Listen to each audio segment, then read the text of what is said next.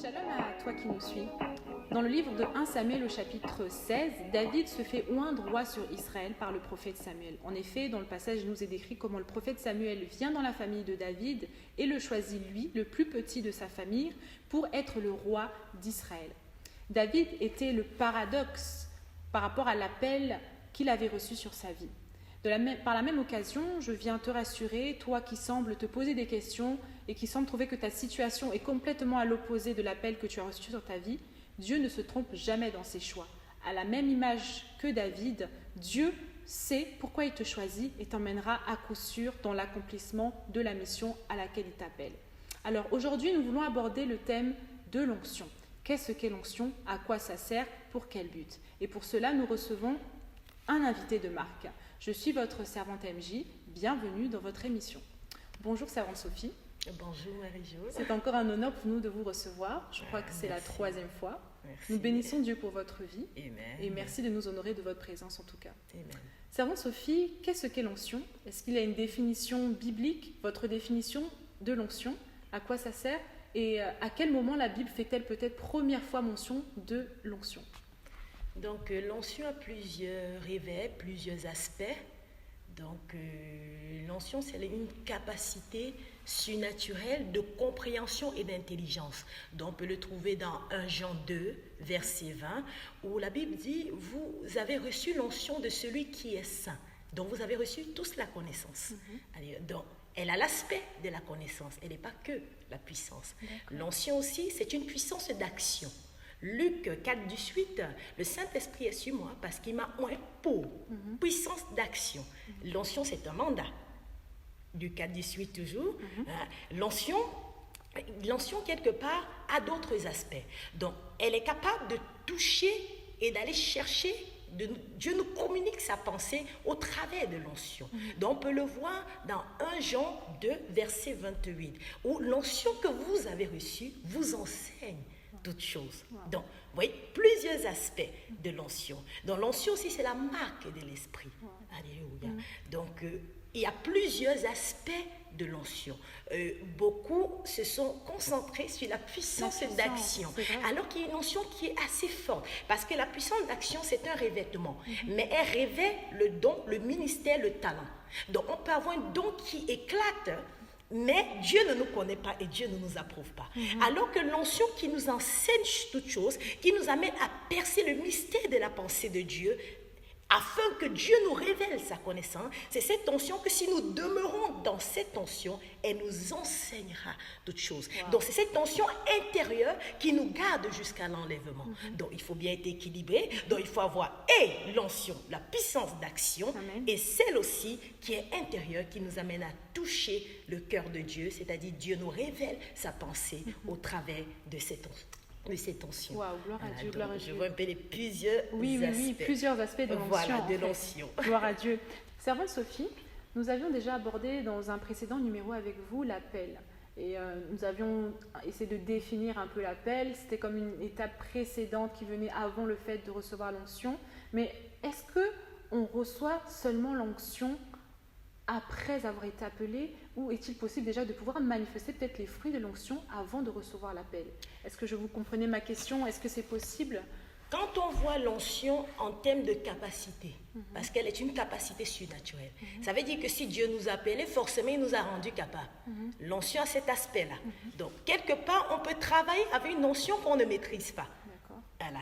Donc, la question était de savoir si est-ce qu'on peut être... Déjà dans l'exercice avant de recevoir...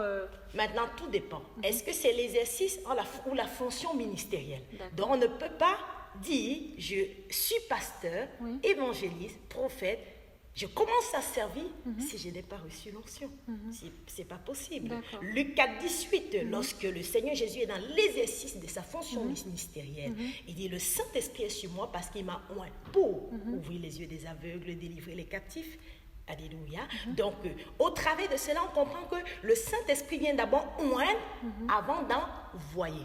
Pourtant, l'appel est déjà dans l'esprit. L'appel est déjà là. Mais maintenant, pour que nous soyons efficaces, l'onction va agir sur l'efficacité et sur l'impactation.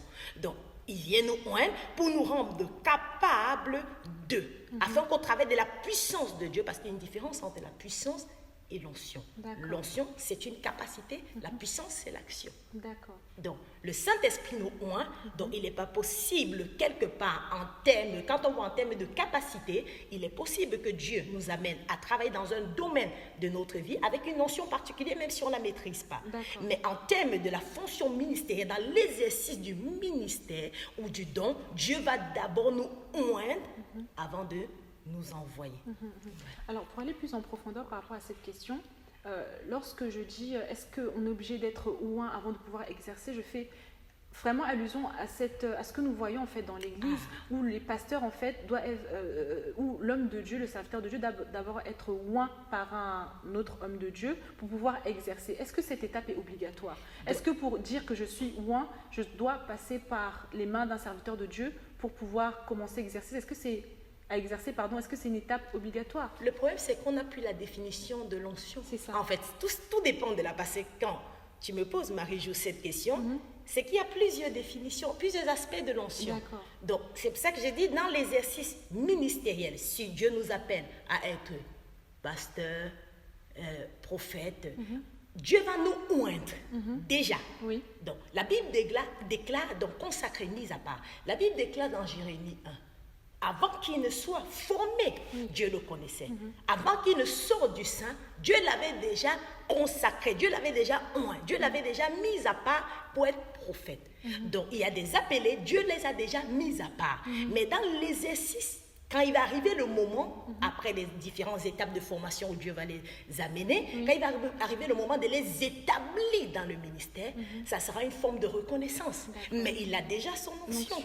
Okay. Donc en fait, on parle d'onction, c'est peut-être par les hommes de Dieu, c'est juste une reconnaissance. Voilà. D'autres peuvent mélanger ça avec... voilà. La reconnaissance, ce n'est pas forcément l'onction. L'onction, on est avec. Donc, et l'homme de Dieu ou les oints ou les pères qui vont voir la grâce de Dieu sur la vie d'un appelé va peut-être venir seulement confirmer, reconnaître qu'il est vraiment oint. Mais sinon, ce n'est pas eux qui oint. Allez, merci. Voilà. Je parle dans le thème biblique. Voilà. C'est pas, on va dire peut-être quand l'huile tombe, c'est la consécration, on met à part. Donc, ce n'est pas l'onction dans son origine. D'accord. Donc, on peut dire on le consacre, ça veut toujours dire oint, mais ça a plusieurs significations. Donc on le met à part pour l'exercice de sa fonction. Mais dans l'onction qu'il a reçue pour le rendre capable d'exercer son ministère, il est déjà oint. Il est déjà oint par Dieu. Donc on est oint dans l'esprit une seule fois. Mais on peut manifester plusieurs fonctions dans l'Église. Il y a une différence entre l'onction et la fonction. L'onction est l'exercice du ministère. Donc Dieu nous oint, il nous rend capable, il nous rend puissant pour accomplir une tâche. Donc, ce n'est pas un homme qui va nous mettre cette puissance en nous. Ce n'est pas un homme qui va mettre cette onction en nous. C'est Dieu, c'est le Saint-Esprit. C'est pour ça qu'on dit l'onction du Saint-Esprit. C'est elle qui est en nous, qui nous réveille afin d'accomplir une mission.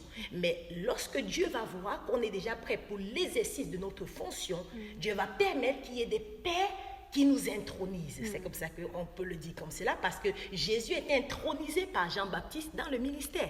Donc là, il y a bien dans l'exercice du ministère, Dieu va permettre qu'il y ait une reconnaissance. Donc il y a des pères qui viennent des Jean-Baptiste de notre destinée, qui viennent nous joindre afin de nous présenter aux nations. C'est important aussi. Mais l'onction, Jésus l'avait déjà. Amen. Je ne sais pas si on peut bien approfondir vraiment, voilà. Donc, on comprend qu'en fait, l'onction, on a mal défini quelque part. Donc, on va consacrer, on l'a bon, c'est une façon de dire. Mais onction, c'est aussi consacré. Onction, c'est puissance d'action. Onction, en même temps, c'est nous amener à la connaissance de Dieu. Onction, donc ça a plusieurs, en fait, aspects.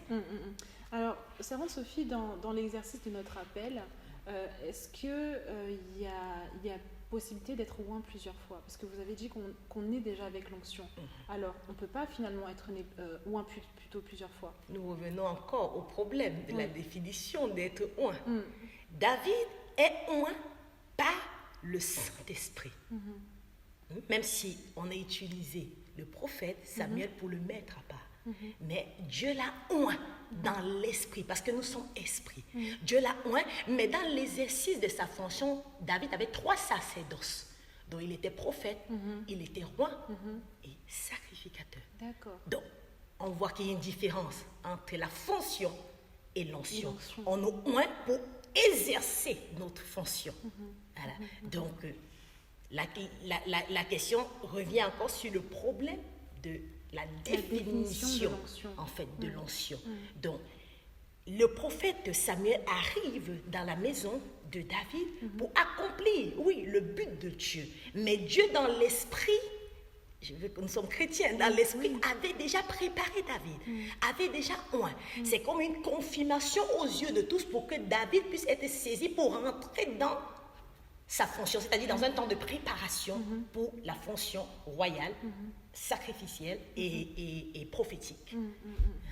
Voilà. Donc si on peut vraiment, voilà. Donc si on base seulement nos questions, sans comprendre la définition, tout là-bas c'est d'abord comprendre la définition et faire la différence entre l'onction et le ministère, entre l'onction et l'exercice d'un service, entre l'onction et le don de guérison. Voilà. Donc tout cela c'est une capacité que Dieu nous donne pour accomplir au travers de nos dons. C'est une capacité que Dieu nous donne pour accomplir au travers de notre ministère. C'est exactement ça l'onction. Donc on ne peut pas dire qu'un nom nous a, dans le thème propre de cela, qu'un nom nous a donné l'onction. Même si on le dit, mais bibliquement, voilà, c'est Dieu, qui nous a oint. Je ne sais pas si je peux déjà amener, je rectifie en même temps, parce que je pense que tout le monde a grandi avec, et là, il va falloir qu'on retourne un peu. Mais dans ça nous fait du bien, ça nous fait je du pense bien que ça, de revenir vraiment à l'essentiel de la parole de Dieu, et c'est ce pourquoi nous sommes là. Exactement. Donc si je comprends bien, si je vais essayer de récapituler un peu pour ceux qui nous suivent, en fait, on est avec l'onction et c'est au fur et à mesure de notre croissance avec Dieu, avec ses serviteurs, qu'il y a cette reconnaissance des différentes fonctions qui sont rattachées à l'onction que nous recevons. À l'onction que nous avons. Gloire à Dieu. Aux différents dons, parce qu'il y a des personnes qui ne sont pas forcément dans les saints ministères. Ils ont des dons, dons de guérison, prophétie, mais ils ont déjà une onction. Mais pour les pousser maintenant à prophétiser, ils ont une onction. Pour les pousser à aller maintenant prier pour les malades, ils ont une onction. Donc ils sont déjà Amen. C'est pour fortifier quelqu'un, pour lui dire Dieu t'a appelé, il t'a oint, puisqu'il ne peut pas t'appeler, t'envoyer sans te oindre. Il t'a appelé, même avant de te révéler l'appel, il t'a déjà oint dans l'esprit, dans une éternité. Amen. Parce qu'on va d'une éternité à une autre éternité, puisqu'il dit avant que tu ne sois dans le sein, je te connaissais, il avait connu où Jérémie? C'était dans une première éternité. Alors, toi qui nous suis, vraiment, j'espère que tu prends conscience réellement que lorsque tu étais né, il y avait déjà un appel sur ta vie, une onction. Alors, à toi de découvrir quelle est cette onction. Savante Sophie, nous voulons approcher de la fin. J'ai encore quelques petites questions. Nous voulons quand même nous intéresser au personnage de Saül, qui a été en fait désapprouvé par Dieu, justement au profit de David, qui a été finalement oint par la suite par le prophète Samuel. Saül, dans sa marche, a déplu à Dieu. Et nous voulons vraiment essayer d'étudier avec la servante de Dieu, voir un peu qu'est-ce qui n'avait pas marché en fait dans sa marche par rapport à sa mission, par rapport à son appel. Qu'est-ce qui s'est passé? Pourquoi il a été désapprouvé de Dieu? Donc au préalable, quand on regarde les Écritures, on voit que Saül était oint par une fiole d'huile et David par une corne. La fiole d'huile, nous savons tous, c'est un instrument qui est fait par les mains des hommes. Et la corne, c'est un instrument, comme on peut dire, qui naît d'un animal, donc qui est fait par le doigt de Dieu. Donc, quelque part, oui, Dieu avait déjà dans sa pensée David, puisqu'il connaît toutes choses. Mais quand nous regardons l'histoire de Saül, on voit qu'en ce temps, le peuple voulait imiter les autres nations. Et il voulait qu'un roi leur soit donné comme les autres nations. Donc Dieu a exaucé juste le besoin de son peuple et leur a donné un roi comme il demandait. Maintenant, c'était à Saül de pouvoir marcher dans la fidélité pour prouver vraiment à Dieu que cette place, il la veut effectivement. Cette place, il veut vraiment s'établir et faire des choses pour Dieu. Mais lorsqu'on voit dans le parcours de Saül, on constate que Saül voulait toujours plaire au peuple. Chaque fois qu'il faisait une erreur, c'était pour le peuple. Il voulait plaire au peuple. Et lorsque Dieu voit un cœur comme cela, c'est un cœur qui est facile à se corrompre. Et on en trouve beaucoup de nos cœurs maintenant comme cela. Donc, Dieu peut nous donner un message. Et on commence à se corrompre, non pas dans un péché qui est visible aux yeux de tous, mais on commence à se corrompre au niveau du message. Au départ de notre appel, on prêchait la sanctification, mais après, on prêche autre chose. Donc, quelque part, Saoul avait son message, Saoul avait une fonction, Saoul avait une mission. Le prophète Samuel lui a seulement donné une indication d'attendre pour le sacrifice. Cette petite indication a dépassé Saoul, parce qu'il voulait plaire au peuple. Donc, il avait l'onction royale, mais il n'avait pas l'onction du sacrifice. Et lorsqu'il allait toucher au sacrifice, dans ce temps-là, ça ne jouait pas. Donc, lorsqu'il allait toucher au sacrifice, c'est pas passé devant Dieu. Parce que Dieu avait vu son cœur. On peut se dire que David a fait beaucoup d'erreurs, mais pourquoi Dieu a pardonné? Mais parce que David avait un cœur sincère. Donc même dans ses horaires, il était sincère. Mais Saoul avait déjà un cœur corrompu dès le départ. Parce que c'est la voix du peuple qui parlait plus dans son cœur que celle de Dieu. Et lorsque Dieu voit ses prédispositions de cœur, je parle à des appelés, c'est difficile d'avancer avec Dieu. Parce que forcément, on va se corrompre dans la marche. Forcément, on ne va plus marcher dans la fidélité, même si on a bien commencé, pourvu qu'on termine aussi bien.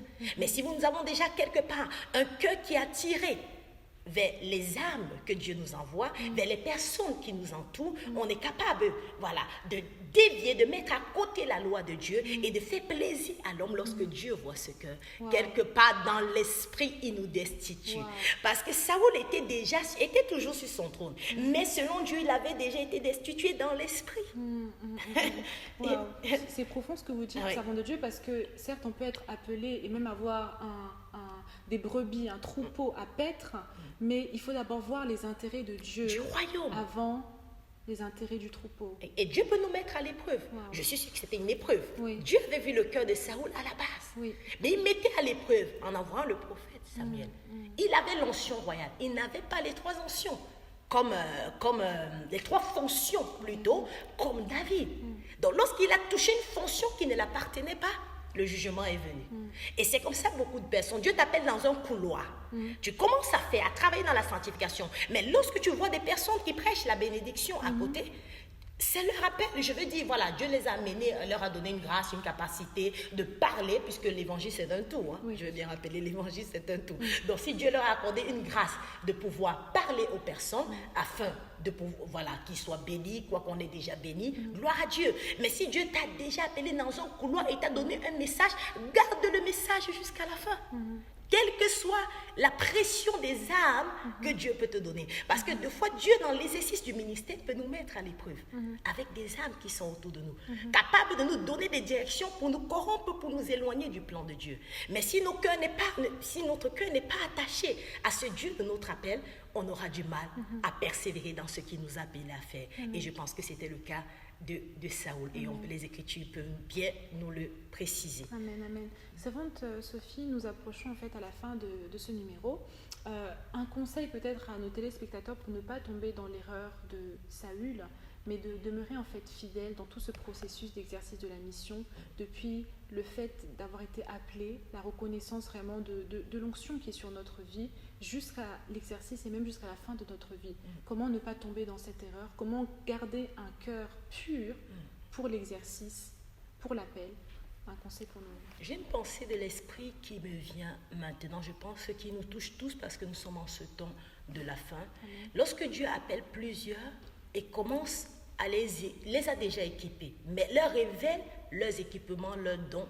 Et lorsqu'ils commencent déjà à travailler, le Saint-Esprit se manifeste. Ils ont du mal à persévérer dans la voie du départ. Amen. C'est ce que nous constatons. Il faut quand même qu'on le constat de ce que nous vivons tous. Voilà, sans juger quelqu'un, mais nous devons juste faire attention à cela. Ça veut dire, au préalable, si quelqu'un n'a pas une forte intimité avec Dieu, il aura du mal à persévérer jusqu'à la fin. Donc, au-delà du don, garde ton intimité avec Dieu. Amen. Au-delà du talent, garde ton intimité avec plus Dieu. important. Au-delà du ministère, de l'éclat du ministère, garde ton intimité. C'est seule l'intimité avec Dieu dans l'exercice de notre fonction qui peut nous garder jusqu'à la fin. Car honorer son onction, honorer son ministère, c'est craindre Dieu dans son quotidien. Amen, amen. Gloire à Dieu. Gloire à Dieu. Nous bénissons vraiment Dieu pour ces moments que nous venons de passer. Et vraiment, nous voulons vous encourager, vous qui nous suivez, toi qui nous suis, à vraiment garder cette intimité avec Dieu qui te permettra d'être vraiment dans une sorte de pérennité dans l'exercice de ton appel, à ne pas t'éloigner de la vraie volonté de Dieu pour la mission qu'il t'a accordée. En tout cas, nous vous remercions de nous avoir prêté votre attention. Nous croyons que Dieu vous a richement bénis et nous nous retrouvons très bientôt pour un prochain numéro. Au revoir.